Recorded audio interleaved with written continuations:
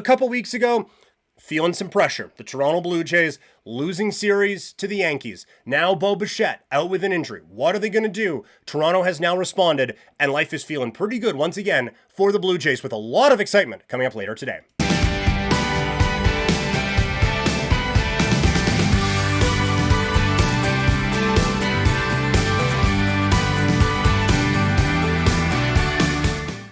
The Toronto Blue Jays have rebounded from a couple of tough series with a couple of very impressive performances against the Houston Astros and now the Baltimore Orioles, sweeping Baltimore and doing so in emphatic fashion. You get a exciting come-from-behind walk-off win, you get another dramatic victory, and then you get an absolute ass-kicking on Sunday. And now, for Blue Jays fans, this is a player that we have been excited about all season. And for a long time, Trey Yassavage has been viewed as a guy that could potentially fix the Blue Jays, right? He could come in and fix the bullpen problem. They don't really need starting... maybe. I was going to say they don't really need starting pitching help. It's not like 4 and 5 are locked in right now, right? And all we've been doing is seeing this kid dominate at every level that he has reached. And so there's a lot of excitement to see what he is going to look like when the Blue Jays take on the Tampa Bay Rays coming up today. Now, they are easing him in. The Rays are always going to be the Rays, but it's a minor league ballpark. It's not in front of 45,000 fans screaming in Toronto or anything like that. This is a nice soft landing spot for him to make this debut. And it is coming off of a good stretch for the team where it's not like he is coming in to trying to stop the bleeding or anything like that, right? Like he is coming in, just keep the momentum going, keep the good times rolling, because this team has won, where are we at here? Games in a row wise. Either way, they're coming off of a sweep of the Baltimore Orioles, and they've won 4 games in a row, and once again, feel comfortable at the top of the American League East. So he just has to come in and keep that going. Tall John in the chat, has Kirk turned into the little engine that could and is silently the hero of the Blue Jays season? I would say so, yeah. I think when you are looking at MVPs of the offense anyway, Springer probably has to be one. Vlad would be 2, and then it's Kirk. And so you are talking about like one of the most important players on the Blue Jays. And then when you consider the amount of turnover that has been in that rotation, both starting and in the bullpen, and the amount of guys that he has tried to maximize and had to work his way through, plus the improvements he's made defensively, throwing runners out, he has 100% been a hero for this Blue Jays team. And he's had a couple of those walk-off wins now to get the Blue Jays to where they are at. So he is 100% a hero of the Blue Jays season. You look at where they're at now, coming off of a sweep of the Orioles, that Yankees-Red Sox series couldn't have gone better. Let's not deal with any sweeps here, but the Blue Jays get the sweep. They gain ground on the Yankees. New York had cut the deficit to within 2 of Toronto after that series that they played. Now it's back to 4. And when you're looking at it, the Yankees have played, 149 games? They have 13 left, and they're 4 back of Toronto. It's happened, right? It has happened before. To this franchise, it's happened before. We're going in the Wayback Machine, kids. And I know you can see some grays in this thing. I wasn't there for this. I just heard it a lot because it still scarred my parents for life when the Blue Jays had a lead going into the last week of the season against the Detroit Tigers and had to win 1 game in 1987. Tigers sweep them, and Detroit goes on to the playoffs, and the Blue Jays miss out. So it can still happen, but it does really seem like basically there's probably a more optimistic way of putting this. The Blue Jays are running out of time to screw this up.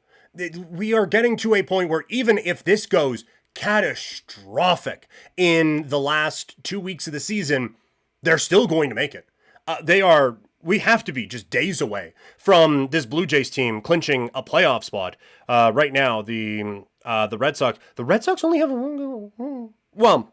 one game lead on the Astros. How they keep track of that is really weird, and it's a weird thing. But right now, the Red Sox are at 82 and 68. They are, 2.5 games up on the Rangers, who are the last team, and the Jays are 5.5 up on them. So let's do the math. That's 8 games up on a playoff spot with 13 games to go.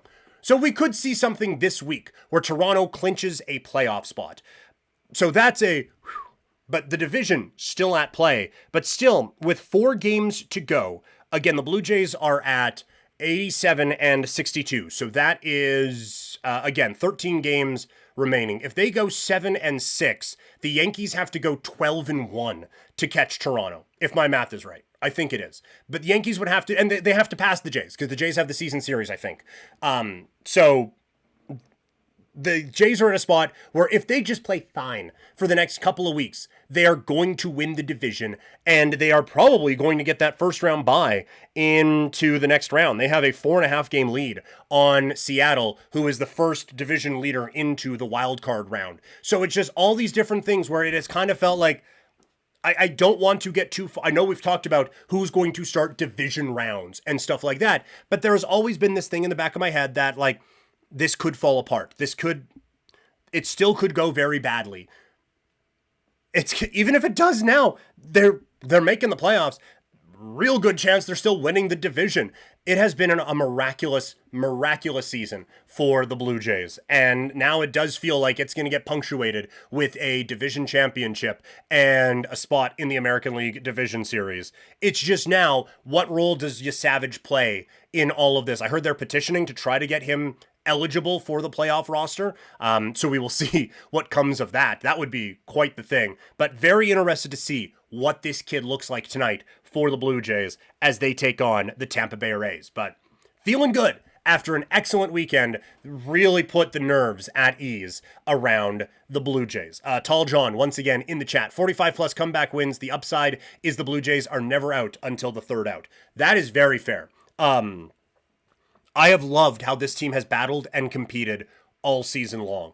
And again, like to your point earlier, Tall John, it's not just Bo and Vlad and Springer, but it's Kirk coming up with some of those big hits. Tyler Heineman driving in Miles Straw to win a game in walk-off fashion after an amazing play from Vladimir Guerrero Jr., right? Like, it is Dalton Varsho coming up with big plays. Ernie Clement coming up with big plays.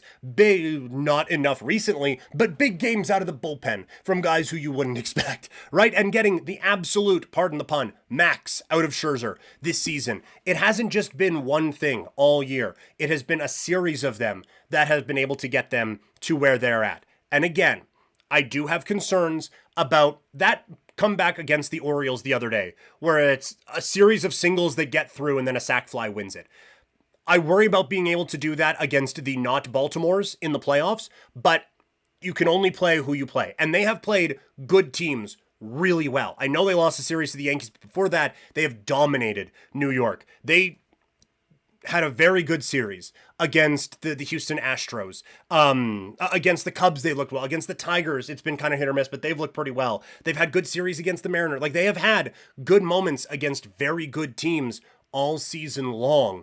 So at some point, I kind of just got to start believing that they're a good team. Also, Anthony Santander hitting a home run in AAA over the weekend has to feel pretty good about things as well. So a lot of optimism for the Blue Jays going into a start of the week series with the Tampa Bay Rays.